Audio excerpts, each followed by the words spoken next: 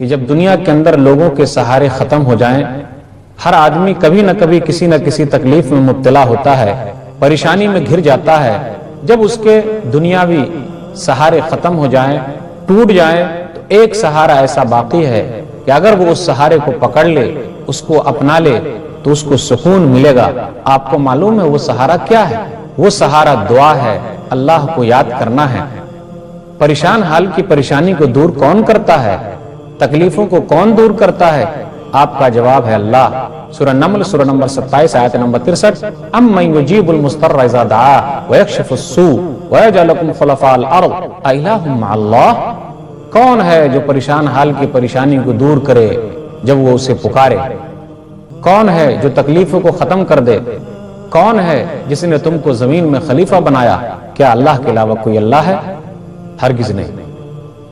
اس لیے دعا کیجئے رب سے، صحت مانگنا ہو رب سے مانگیے، پریشانی دور کرنی ہو رب سے مانگیے۔ پریشان تھے کون؟ ایوب علیہ السلام بیماری سے، تو رب سے شفا مانگی، رب نے اسے شفا دی۔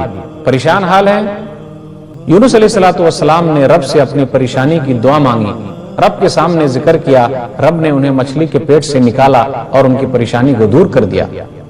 اولاد نہیں ہو رہی ہے، مانگیے جس طریقے سے زکریا علیہ السلام نے مانگا اور تو رب نے دیا۔ دعا کیجئے رب سے جب روزی روٹی کا انتظام نہیں ہے، تو موسیٰ علیہ السلام نے مانگا تو رب نے دیا۔ نبی صلی اللہ علیہ وسلم، یہی وجہ ہے کہ آپ ہمیشہ دعاؤں کا اہتمام کیا کرتے تھے، اٹھتے بیٹھتے جاگتے لیٹتے چلتے پھرتے دعاؤں میں مشغول رہتے۔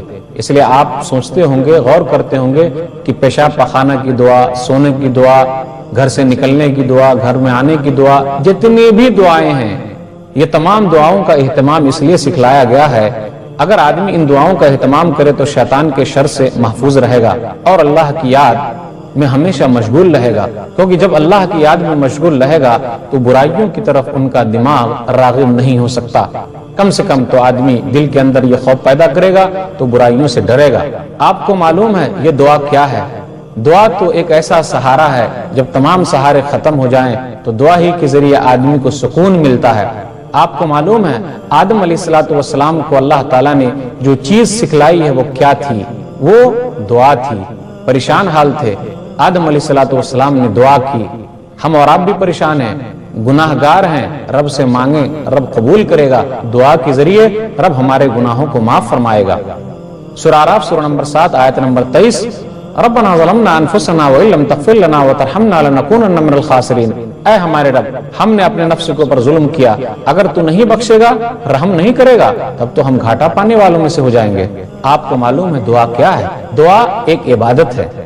نبی صلی اللہ علیہ وسلم نے ارشاد فرمایا، سنن ترمذی کتاب الدعوات کتاب نمبر 45 حدیث نمبر 3372، الدعاء هو العبادہ، دعا عبادت ہے۔ دعا سب سے بہترین چیز ہے، دعا سے اچھی چیز کوئی ہے ہی نہیں، یعنی اس کی اہمیت بتانا مقصود ہے۔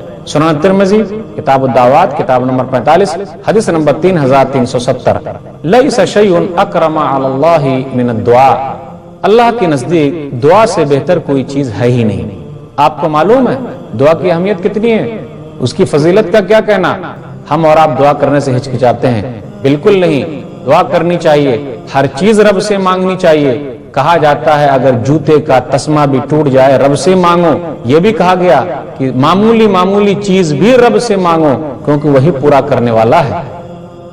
سبسکرائب کیجئے ہمارے چینل اور دبائیے بیل کا آئیکن تاکہ آپ کو ریگولر نوٹیفیکیشن اپڈیٹس مل سکے۔